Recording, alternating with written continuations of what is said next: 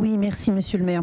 Alors, avant de débuter mon propos, je souhaiterais saluer l'énorme travail des agents de la direction financière qui a permis d'associer sur le même moment budgétaire le compte administratif et le budget primitif.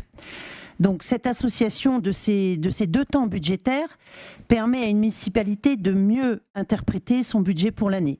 Alors c'est un petit peu plus lourd pour les élus d'opposition que nous sommes, parce qu'effectivement c'est un gros dossier à préparer et à travailler, mais il faut saluer le fait que c'est un calendrier qui va vraiment dans le bon sens pour une ville, et notamment effectivement pour une majorité. Voilà, donc pour ça, c'est un grand merci. Alors, le compte administratif, c'est la traduction de ce que fait ou ne fait pas une équipe municipale en place. Autrement dit, un compte administratif mesure le respect des annonces faites avec force lors du vote d'un budget une année plus tôt. Eh bien, à Villejuif, nous constatons à nouveau qu'on est loin du compte cette année. Pour la troisième année consécutive, nous déplorons le fait que le compte administratif révèle un taux de réalisation très faible comparé aux prévisions affichées dans le budget primitif 2023. Chaque année, vous faites un budget flatteur et ambitieux et vous présentez un compte administratif très décevant en termes de réalisation. Autrement dit, vous dites beaucoup et vous faites peu. Aussi, pour vous rassurer, vous tentez de minimiser ce manque de réalisation en mettant l'accent sur les avantages d'une épargne nette de 6 700 000 €, dont acte. Mais en quoi cette épargne nette répond-elle aux besoins d'investissement de Villejuif ? En rien. Le constat est implacable, votre compte administratif est ni plus ni moins que le désaveu d'une politique du vide. En 2023, voici la liste des projets votés au budget primitif qui n'ont pas vu le jour. La rénovation de la crèche Robert-Lebon, les travaux du marché Eugène Varlin avaient déjà été votés, l'installation des panneaux photovoltaïques, la réalisation d'un espace vert rue Ambroise Croizat, les travaux dans les offices des écoles selon les préconisations de l'étude zéro plastique, la réflexion des voiries, la rénovation des écoles et des bâtiments du patrimoine communal, la requalification du stade Gabriel-Thibault. En 2022, le taux de réalisation était déjà faible puisqu'il représentait 48,2% de ce qui était prévu. En 2023, il chute encore à 40,38%. Alors qu'est-ce que ça veut dire ces chiffres ? Ça signifie qu'on dépense 2,5 fois moins que ce qui est annoncé. Aussi, nous voyons deux raisons à cette incapacité à réaliser vos projets. Une véritable incapacité à faire, c'est-à-dire un manque de volonté ou compétence des élus et des cadres dirigeants qui ne parviennent pas à mobiliser pour réaliser les investissements. Il faut dire qu'il n'y a aucune vision, ni aucune des objectifs clairs pour inciter à la mise en œuvre des projets. En bref, il y a un manque global de management et de pilotage. Ou alors, plus grave, vous inscrivez des dépenses dans le budget pour flatter votre communication tout en sachant qu'elles ne seront pas réalisées. On ne peut pas ériger en principe budgétaire le fait d'inscrire systématiquement 2 à 3 fois plus de dépenses d'investissement que ce que l'on sait pouvoir faire. Ce n'est plus de l'incertitude inhérente à toute prévision. C'est une forme de manipulation des chiffres pour gonfler année après année la masse des investissements. À force, nous nous questionnons vraiment sur la sincérité de vos budgets. Et ce n'est pas parce que vous inscrivez des restes à réaliser de plus en plus importants chaque année que votre taux de réalisation s'améliore. Car, comme leur nom l'indique, les restes à réaliser restent à réaliser. C'est donc une preuve supplémentaire de l'incapacité à faire. En 2022, il y avait 5 600 000 € reportés sur le budget 2023. En 2023, il y a 7 200 000 € reportés sur le budget 2024. J'en profite d'ailleurs pour faire remarquer qu'elles sont absentes dans la maquette du budget primitif. À ce sujet, il aurait été intéressant pour une meilleure lecture du rapport que vous pensiez à préciser quels sont ces fameux restes à réaliser sur 2024, afin que nous tous, nous puissions comprendre leur nécessité réelle. Alors, comme nous sommes curieux, nous sommes allés chercher évidemment ces restes à réaliser dans la maquette. Donc, il s'agit des véhicules pour 1 million. Bon, on a pris les plus grands montants, bien sûr. Donc, les véhicules, la flotte de véhicules pour 1 041 000 €. La rénovation des aisselières pour 1 300 000 €. Les bâtiments publics pour 2 millions d'euros. Alors, on ne sait pas trop effectivement ce qu'il y a dans ce reste à réaliser. Les cessions-acquisitions pour 800 000 euros. Donc, il n'y a aucune information ni pour les bâtiments publics ni pour les cessions-acquisitions quant à leur origine. Donc, sur quoi portent-ils ces restes à réaliser? De tous ces éléments ressort une vraie question sur le pilotage des projets et sur les outils de gestion budgétaire. Pourquoi n'utilisez-vous toujours pas la technique des autorisations de programme et crédits de paiement?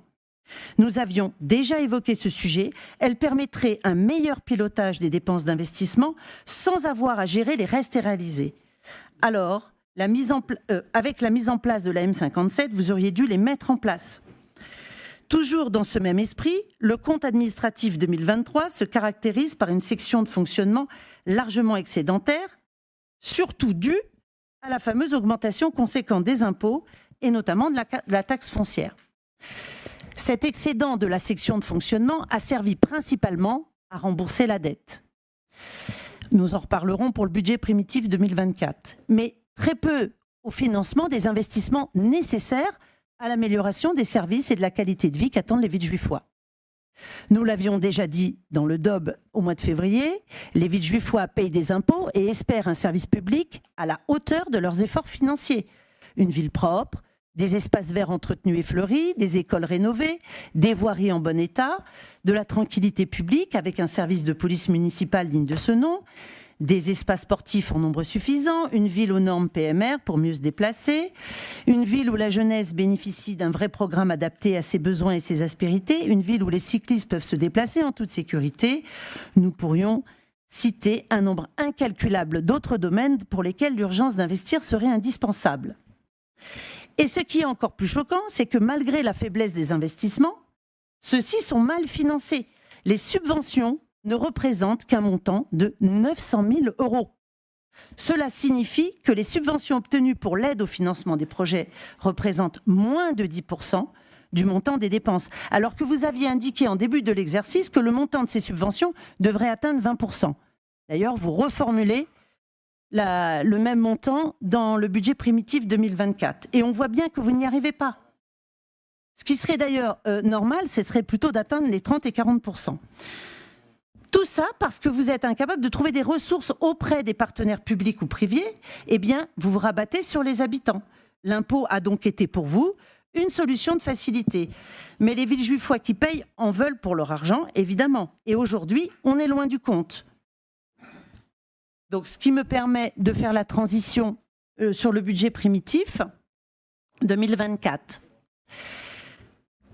Alors, si je peux m'exprimer ainsi, c'est à nouveau un budget petit bras que vous nous présentez pour l'année 2024. C'est tout de même un budget à 160 millions d'euros, asphyxié par, sans les restes à réaliser, par les 117 millions d'euros pour le fonctionnement. Cela signifie qu'à peine 26 millions d'euros vont être consacrés à l'investissement, alors même que notre ville a un besoin majeur de s'équiper et de se rénover pour rendre un service public de qualité à ses concitoyens et envisager la fameuse transition écologique des infrastructures communales. Avec un si faible montant d'investissement, nous constatons avec amertume qu'aucun grand projet ne sera lancé sur le budget 2024. Les Villejuifois n'auront droit qu'à une série de mesurettes réchauffées, puisque vous nous les présentez pour la seconde, voire la troisième année consécutive. Je parle de la mutuelle communale, deuxième année, et puis quel coût à l'échelle de la ville, on n'a aucune information dans ce domaine. La plantation d'arbres, troisième année. La friche Ambras-Croizat pour la troisième année, elle apparaît dans le budget primitif. Les travaux du marché Eugène Varlin pour la troisième année. La maison des projets Eugène Cambon, deuxième année. Les changements des plats dans les cantines, quatrième année. Alors même que la commission restauration réunie le 6 février 2024 dit le contraire, dit que ça ne sera pas faisable. Et pourtant, ça apparaît dans le budget primitif. C'est d'ailleurs la raison pour laquelle il y a eu autant de crédits annulés sur le compte administratif 2023. Pour le budget 2024, vous affirmez que la ville dispose d'une vraie stratégie de transition écologique. Et votre projet phare n'est qu'un simple budget participatif de 450 000 euros. C'est ça, une vision de la transition écologique. Vous citez des actions, mais sans indiquer un quelconque budget, un quelconque calendrier, une quelconque modalité mise en œuvre. Il n'y a même pas l'ébauche d'un budget vert, alors que le compte administratif va le rendre obligatoire pour les dépenses d'investissement. Vous parlez stratégie, mais on la cherche vraiment. Rien n'est expliqué. Où sont les autorisations de programme et les crédits de paiement pour l'isolation thermique des bâtiments communaux? Où sont les autorisations de programme et les crédits de paiement pour le plan vélo? Où sont les montants et les étapes détaillées du projet de pose des panneaux photovoltaïques sur le toit des écoles? Pour quel gain énergétique? Rien n'est expliqué. Où sont les modalités du projet de la ferme urbaine? Quel objectif? Quel budget? Où sont les modalités du renouvellement de la flotte automobile? Combien de véhicules? À quel rythme? Le dossier est vide. Vous vous glorifiez de la ferme des Frémis, mais c'est un énorme mensonge en matière de transition écologique. Nous n'avons pas encore les chiffres précis, mais son bilan carbone sera plus que contestable avec l'éloignement et l'utilisation de véhicules thermiques, et tout ça pour un très faible rendement fourni. Ce projet ne pourrait pas tenir une seule seconde dans un véritable budget vert, et vous le savez très bien. De plus, cette ferme va coûter désormais cher en fonctionnement et contribuer à appauvrir un budget d'investissement déjà en berne. Vous parlez d'ailleurs de 21 000 € d'économies dans les repas des crèches, mais cette somme dérisoire prend-elle en compte les frais inhérents à la ferme comme les salaires, l'achat de matériel et les frais de transport? Vous évoquez la qualité des repas de cantine et le gaspillage alimentaire. Il ne serait pas si important si la SEMGES ne sous-traitait pas les repas à une société privée. À quand une reprise en régie des repas collectifs? Pas en 2024, malheureusement. Pourtant, ce sujet serait un véritable marqueur d'effort. Vous précisez que vous intégrerez les recettes de cession foncière pour réinvestir dans la transition écologique. Vous aviez en 2023 l'occasion de le faire avec les recettes générées par la hausse des impôts et vous avez préféré les mettre dans le remboursement de l'emprunt, alors même que vous aviez organisé un conseil municipal spécial transition écologique. Vous annoncez des choses et vous faites le contraire. Pensez-vous encore être crédible? Les Villejuifois sont en train de comprendre que tout cela n'est que de la communication de façade. Mais la réalité, c'est qu'il ne se passe rien. Et ce n'est pas en focalisant l'attention des Villejuifois sur l'unique sujet de l'alimentation que vous arriverez à résoudre les problèmes de transition écologique de cette ville. Et puis, quelle est l'ambition d'une ville quand vous parlez d'une possibilité d'emprunt de 1 700 000 € sur l'année pour compléter les dépenses d'investissement? Qui peut croire que la transition coûtera si peu cher? Avec une si maigre somme, nous savons déjà que vous n'avez pas pris en compte l'énormité de la tâche. Rien ne sera envisagé pour 2024 et vraisemblablement, après avoir étudié le compte administratif 2023, nous savons que le maigre pourcentage des projets qui seront réalisés sur l'année 2024 ne vous poussera même pas à envisager cet emprunt. Il manque tout dans ce budget. La vision, les objectifs, les indicateurs de mise en œuvre, les montants financiers et les savoir-faire. C'est un budget qui n'est fait que d'intention pour votre propagande. Ce budget est décevant et handicapant pour l'avenir de notre ville qui prend chaque année un retard incroyable tant les enjeux environnementaux que les services publics rendus à la population. Tant sur les enjeux environnementaux que sur les services publics rendus à la population. Notre groupe votera contre votre compte administratif et contre votre budget primitif. Je vous remercie.